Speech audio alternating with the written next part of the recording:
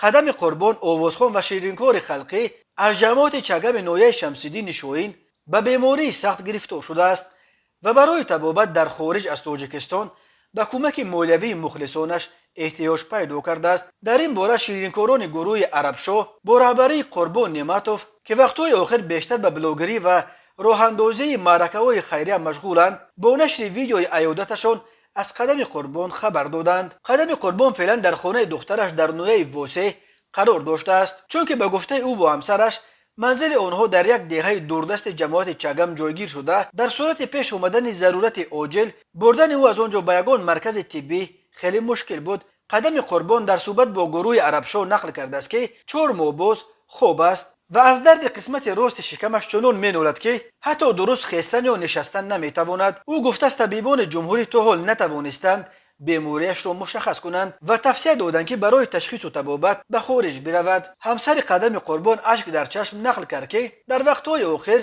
به مشکلات سخت مولوی گرفتار شدند و حتی 4 ماه باز شکر ندارند و نان را در چای تر کرده میخورند. قدم قربان از آن شکوه کرده است که پیش شماره دوستانش در کلکولیاتور نمیگنجید، ولی بعد از پا افتادنش دید که دوستی هم قریب نداشته است، چون که از آن خیله بزرگ امروز تقریبا کسی به عیادتش نمیآید. برخی بیانند که چنین آوازخوان شناخته چون قدم دچار مشکلات مولوی شده باشد باور ندارند، ولی آنهایی که قدم قربان را از نزدیک و خوب میشناسند میگویند او یک آدم ساده و زود باور است و از این رو در حالی که دیگران از حساب ویدیوهای او در اینترنت میلیون ها تماشابین جمع آوردند و پول خوب هم کار کردند، به خود قدم از این همه شهرت ترانه ها و ویدیوهاش تقریبا یگان درهم هم نرسیده است.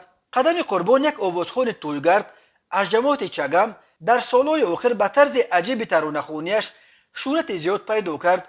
او از جمله در وقت هنرنماییش از پیستولت به هوا تیر خالی میکند و هنگام خواندن یک دویت با زینب که قدوی قدم قربان هم بوده است، زینب آواز اسب را تقلید میکند. برخی ترانه های او در اینترنت چندین میلیون تماشابین پیدا کردند.